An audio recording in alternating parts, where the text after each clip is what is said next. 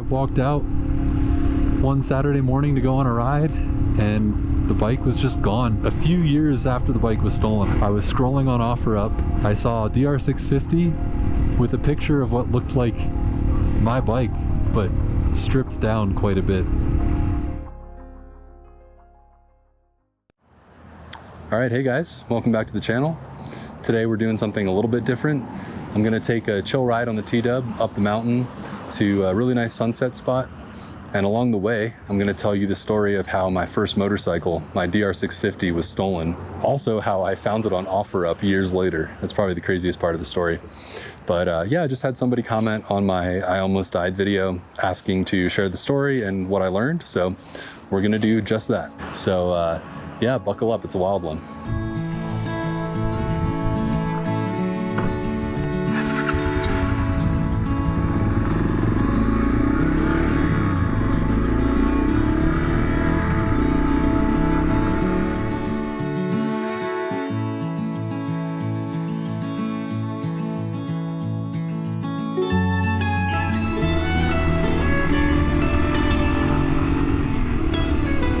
Alright, so my story begins back in 2018, which is when I first purchased my first motorcycle.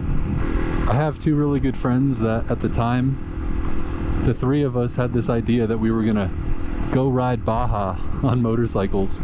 That was kind of the vision that started it all. One of my friends had just gotten into riding and the other had been riding for years. And I had never ridden a motorcycle before. It was always interesting to me, but I never, wasn't sure if I would like it. Anyway, one day, my friend Will sends me this Craigslist ad for a 1999 Suzuki DR650. And it was listed for, I believe, $1,800, something like that. He said something along the lines of, "You have no excuse to not buy this," just because of how affordable the price tag was. And so I went out to look at the bike, and the moment I sat on it, I knew I wanted it. I don't know what it was. It was like this childlike excitement. So I talked the guy down a little bit. I think I paid maybe $1,600 for the bike, which is a steal for a DR650. It was beat up, it was scratched up, it had been modded like crazy, had a lot of miles on it, but it ran.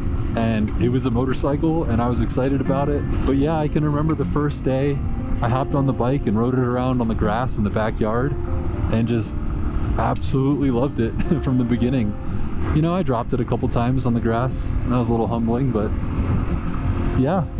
From there I got my my endorsement. I did my MSF course, and then before I knew it I was riding that bike and absolutely loving it. I remember taking my first off-road trip with it, and it just felt like this huge adventure, and it felt like I could go to more places. I remember riding the bike to work and absolutely loving my commute. And yeah, it was an accomplishment for me. I got my endorsement and got a bike. It felt like a big deal at 24. But yeah, like I said, the bike was kind of in rough shape, but I learned a lot on how to work on the bike and changed the oil, got new brake fluid, rebuilt the carburetor, got new tires, and the thing ran like a dream, even though it looked pretty beat up. Fast forward to the next year, it's now 2019, and where I lived at the time, I didn't have off-street parking, so I parked both my car and my motorcycle in the street, which I think was probably my first mistake. Anyway, I walked out one Saturday morning to go on a ride and the bike was just gone. And I couldn't really wrap my brain around it. I kept thinking, like, did I leave the bike at a friend's house? Did I not park it here? I couldn't really comprehend that it was stolen, not right away. But yeah, a few minutes later, I kind of put the pieces together and I was like, oh, I guess somebody just snatched up the bike out of the street.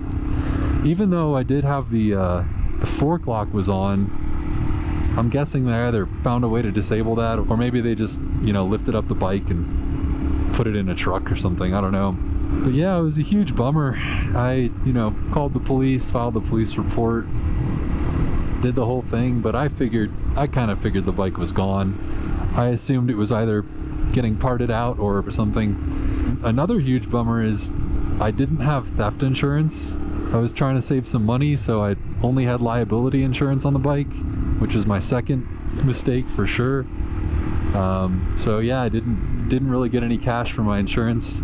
I also checked with some of my neighbors to see if they had any Ring cameras or security cameras, but there were no leads there.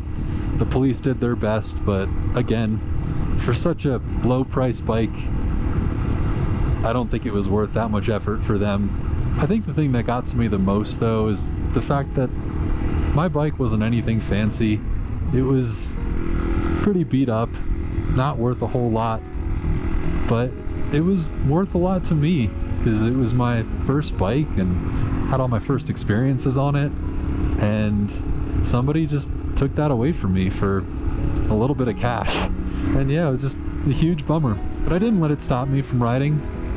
It was probably just a few weeks after that, the same friends that went and picked up the DR with me, the three of us went out and we went to Vegas, and I picked up a used Royal Enfield Himalayan, and I had a lot of good experiences on that bike. Got my first moto camping experience on that bike, and so, you know, in a way the DR led me to that bike and also led me here to this TW. But the craziest part of this whole story is that a few years after the bike was stolen, I think this must have been 2021, I was scrolling on OfferUp and I saw a DR650 with a picture of what looked like my bike, but stripped down quite a bit. There were a few little details that I could tell that it was my bike, and I just couldn't believe it. It had been years, and it was posted. The location it was posted at was like not far at all. It was maybe like a mile from my house, which is crazy. Looks like we're actually at our spot here.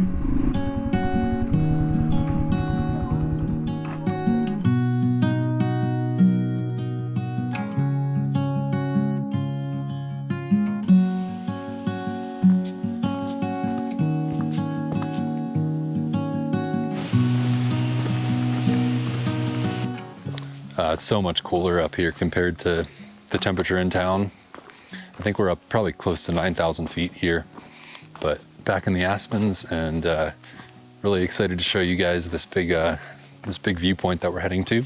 So to pick up on the story, I found the bike on OfferUp, but it was actually really sad because it was clearly parted out. It had been stripped down. I think all that was left from the photos that I could see were the frame, the engine, maybe one of the wheels. What I suspected was true. Somebody bought it and parted it out, and again, probably didn't make all that much cash on it. But yeah, so I contacted the police and they didn't really do anything.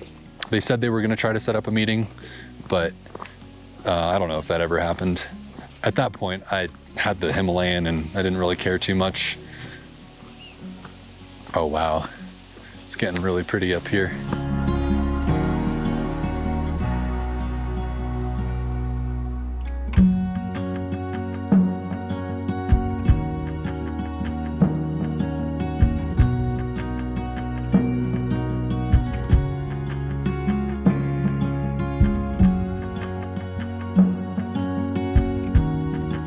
And I don't know what it is about the Aspens, but they do something to my soul. It's like a spiritual thing. I mean, look at this.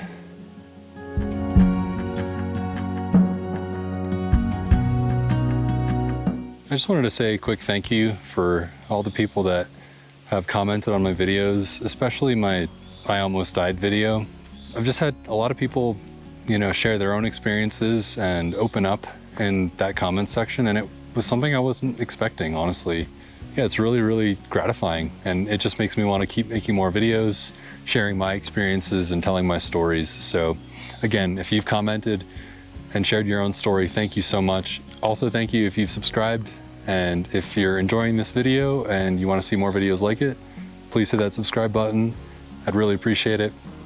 Definitely gonna share more stories and more adventures like this one. So yeah, just feeling really grateful. Happy to be here too. This is such a special place, man.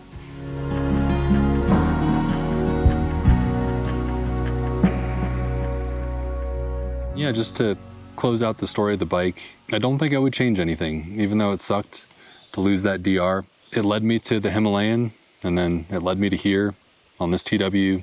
I can't complain about that.